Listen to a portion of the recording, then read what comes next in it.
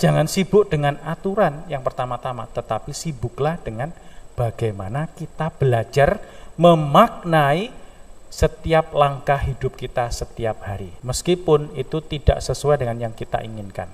Contoh ini aja lah, yang ada di gereja kan kepanasan ini. Umek terusan itu, panas itu. Tapi kalau dipikirkan panasnya, oh ya wis iso tambah panas. Tapi kalau dan dipikirkan yang lain, katakannya dengarkan suara saya yang merdu gini, oh langsung panasnya gak hilang, cuma lebih kuat. Kenapa dialihkan? Nah, pengalian hidup kita kepada Tuhan. Apa yang baik yang coba diajarkan pada kita. Nah, sekarang, minggu ini kita akan belajar terus-menerus tentang bagaimana kita menjalani jalan salib kita. Kalau minggu pertama, bagaimana kita mengisi pertobatan kita dengan perbuatan kasih. Minggu kemarin, bagaimana perbuatan kasih itu kita lakukan sambil mendengarkan kehendak Tuhan. Dalam nama Bapa dan Putra dan Roh Kudus. Amin. Rahmat Tuhan kita Yesus Kristus, cinta kasih Allah dan persekutuan Roh Kudus besertamu dan sertamu juga. Bapak Ibu para saudara terkasih, selamat sore. Selamat sore, berkah dalam. Hari ini kita memasuki pekan yang ketiga Prapaskah.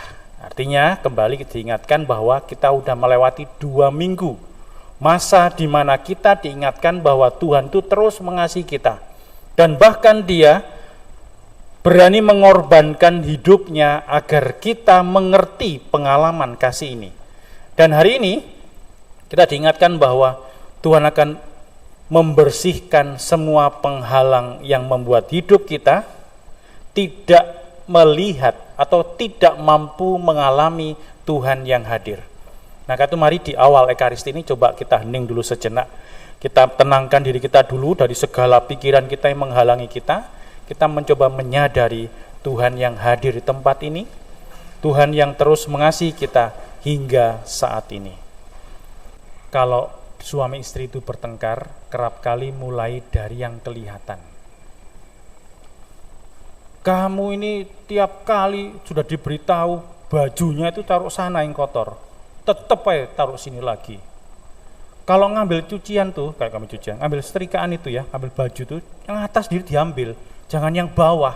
Mumet aku, brodol kabeh ini tatanannya semua. Ya wis, besok tak buat begitu. Kalau besok nggak dibuat begitu, udah. Yang ketiga, baru membuka lemari, itu hati-hati buka, ambil yang atas. Iya, ambil yang atas. Kenapa? Yang dilihat tidak seperti yang diinginkan. Jadi, apa yang kita lihat itu sangat penting gitu loh. Makanya dalam bacaan pertama dibuka dengan perikop bagus sekali. Akulah Tuhan Allahmu yang membawa engkau keluar dari tanah Mesir, yang menyelamatkan engkau dari tempat perbudakan. Jangan ada padamu. Nah, ini perlu kita ingat nih. Kalau kita sadar akan siapakah Tuhan yang menyelamatkan kita, maka harus sadar dulu akan karya Tuhan yang kelihatan dalam hidup kita. Baru ini, jangan ada padamu Allah lain di hadapanku. Jangan membuat bagimu patung yang menyerupai apapun yang ada di langit. Waduh, Romo, Lola, ini patung-patung banyak gimana? Pernah ada sekali yang orang anak muda kecelakaan, sepeda motor kecelakaan. Terus Mbok itu mamanya bilang, "Leh, tadi kamu ngesai tahu ya?" Apa ngesai? Bahasa Indonesianya apa itu? Ngantongi.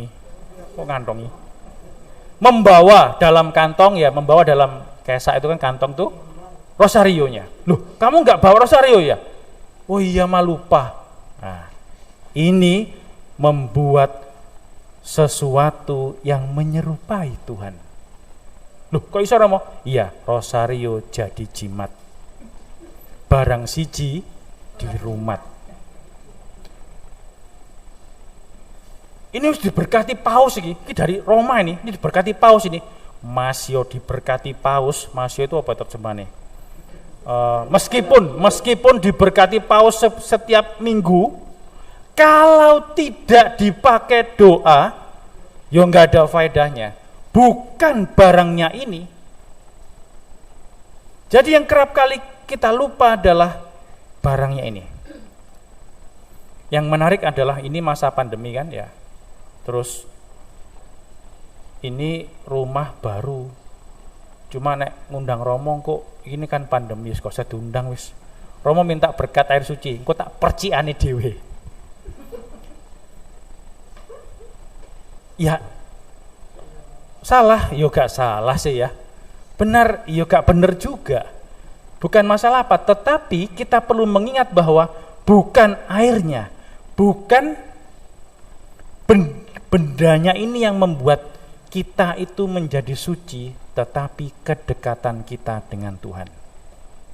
Nah, persoalannya adalah yang kelihatan dalam hidup kita itu bukan sesuatu yang spektakuler.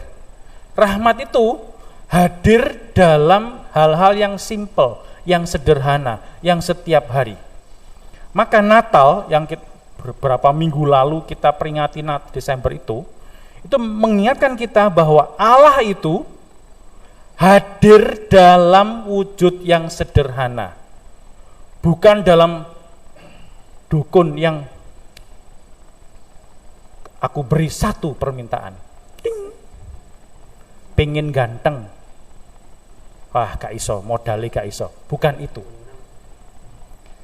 Tuhan bukan dukun yang sekali cetik semua beres, tidak. Tuhan menuntut kita untuk berjalan mengikuti putranya. Maka tadi dalam bacaan kedua, tanda yang bagi kita paling penting itu adalah tanda yang jenengan pakai di cincin, di kalung, di rosario. Yang paling khas dalam gereja Katolik adalah salib yang ada korpusnya. Loh, kenapa kok ada korpusnya? Kan Yesus sudah bangkit. Iya. Tetapi justru pada saat Yesus meregang nyawa di salib itulah Tuhan sungguh-sungguh menyertai manusia, menyertai kita. Kalau orang Katolik yang terus-menerus tertimpa banyak masalah dan dia tetap punya kesetiaan, tetap mencintai istrinya, tetap wes sengsara, pulang-pulang diomeli, ngomel, terus rumah susah, tapi tetap dia setia, tetap sabar. Kesabaran ini loh, jalan salib yang sedang dilalui. Lalu, kesetiaan kesabaran yang demikian menjadi tanda yang kelihatan bahwa Tuhan itu hadir. Simpelnya begitu ini. Maka jangan sampai kita dibelokkan oleh tanda-tanda lain. Maka Yesus tadi membongkar, dikatakan itu membongkar bait suci yang kelihatan itu. Di bait suci itu kalau digambarkan ini ya, itu ada orang jualan banyak. Kenapa? Karena orang ke bait suci itu harusnya mempersembahkan, yang kaya itu mempersembahkan lembu, sapi gitu ya, yang gede-gede gitu. Yang miskin itu merpati, tekukur itu. Terus kalau persembahan uang tidak boleh uang Romawi, maka harus ditukar dengan uang orang Yahudi sendiri. Maka ada penukar uang. Tidak salah. Tetapi sekarang mereka tidak lagi sibuk dengan doanya, tapi sibuk dengan pekerjaannya. Sama dengan jenengan sekarang kan, dikotbahi kaya apa, niki pikirane, saiki manut kok wis mendung ya, iki kok kudu mangan nang kono iki. Ini pintu mobilku udah tak kunci belum ya? Waduh, nanti besok ini harus kerja nih, buka toko jam berapa ini? Waduh, ini semua muter sini, pekerjaannya, hobinya, kekhawatirannya, kecemburuannya, kegelisahannya, semua Tuhan nomor sekian nanti. Sini muter. Nah, sama ini. Nah, karena itu tanda dan jalan satu-satunya yang membuat kita murni dari isi kepala kita yang menjauhkan kita dari Tuhan itu adalah salib. Maka sederhana seperti yang terus saya katakan, Kalau setiap peristiwa yang berat itu tidak kita tidak belajar menerima itu menjadi jalan-jalan kesempurnaan, jalan-jalan rahmat. Duh Romo, makin lama kok makin saya nggak ngerti istri saya ini maunya apa. Gini salah, gitu salah, gitu ngomel, gini ngomel, gitu ngomel lagi, gini ngomel lagi. Wah wis. Nah, kalau ditambah dengan ngomel lagi, artinya ditimpal dengan ngomel, orang kehilangan jalan salibnya. Maka sebenarnya jalan salib itu tidak di gereja, tapi di setiap rumah tangga Bapak Ibu. Di setiap hari, kalau kita tahu apa yang harus dibuat yang lebih baik, tetapi harus ngalami yang berat untuk mencapai yang baik itu. Tahu kudu sabar. Tapi Romo, waduh, begitu saya keluar kamar selesai doa, wis ono wae sing menggoda. Selalu ada yang menggoda saya untuk tidak sabar. Nah, kan tahu toh, saya mau sabar. Ini depan saya udah godaan untuk membuat saya marah. Loh, ini kan ada pertentangan nih. Lalu ada pilihan, mau marah atau belajar sabar. Belajar sabar, tapi rasanya sakit semua badannya, hatinya sakit semua. Itu loh jalan salibnya. Waduh Romo, nggak iso ngerem, kelepasan, ngomel-ngomel nih, sadar, berhenti. Itulah pantang puasanya. Maka jangan sibuk dengan aturan yang pertama-tama, tetapi sibuklah dengan bagaimana kita belajar memaknai setiap langkah hidup kita setiap hari. Meskipun itu tidak sesuai dengan yang kita inginkan. Contoh ini aja lah, yang ada di gereja kan kepanasan ini. Warm up terusan itu, panas itu. Tapi kalau lain yang dipikirkan panas saya, oh ya wis iso tambah panas. Tapi kalau dan dipikirkan yang lain, katakannya dengarkan suara saya yang merdu gini, oh langsung panasnya gak tambah adem. Gak hilang, cuma lebih kuat. Kenapa dialihkan? Nah, pengalian hidup kita kepada Tuhan. Apa yang baik yang coba diajarkan pada kita. Tapi sekarang, minggu ini kita akan belajar terus-menerus tentang bagaimana kita menjalani jalan salib kita. Kalau minggu pertama, bagaimana kita mengisi pertobatan kita dan perbuatan kasih. Minggu kemarin, bagaimana perbuatan kasih itu kita lakukan sambil mendengarkan kehendak Tuhan. Mendengarkan kehendak Tuhan itu tidak mudah, maka butuh perjuangan yang disadari bisa menjadi jalan salib hidup kita. Dah, coba kita sekarang merenung. Apakah aku selama ini isinya hidupku ini cuma ngomel, tidak puas, semua hal yang tak lihat hanya yang tidak sempurna? Ataukah aku iso neng gereja, aku masih bisa makan, bangun tidur mamaku masih bisa menyediakan makanan, gak perlu repot-repot. Aku nanti tidur aku punya kamar, mungkin gak AC tapi pakai kipas angin, lumayan dingin.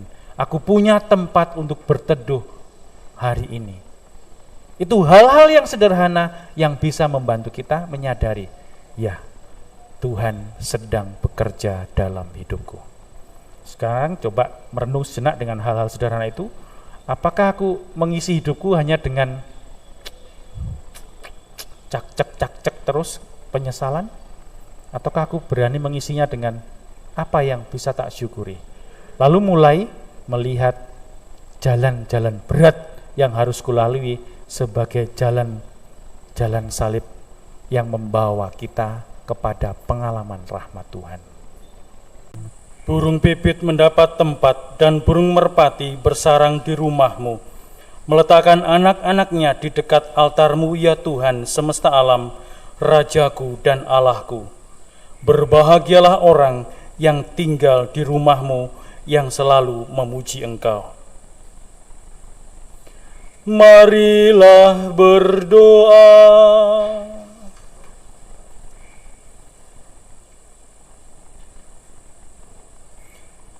Allah Bapa kami yang Maha Pengasih, semoga sabdamu memberi kami harapan akan bumi yang baru, tempat orang bertindak jujur dan adil, tempat para bangsa menemukan ruang hidup, dan tempat kekuasaan jahat dikalahkan oleh kebaikan.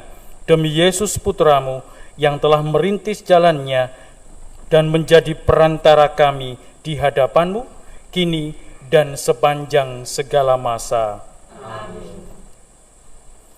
Tuhan sertamu dan sertamu juga. Saudara sekalian, hidup kita selanjutnya, anggota keluarga kita dimanapun mereka berada, senantiasa dibimbing, dilindungi, dan diberkati oleh Allah yang Maha Kuasa, Bapa dan Putra dan Roh Kudus. Amin. Para saudara yang terkasih, dengan demikian Ekaristi Kudus kita telah selesai. Syukur kepada Allah. Pergilah, kita diutus. Amin.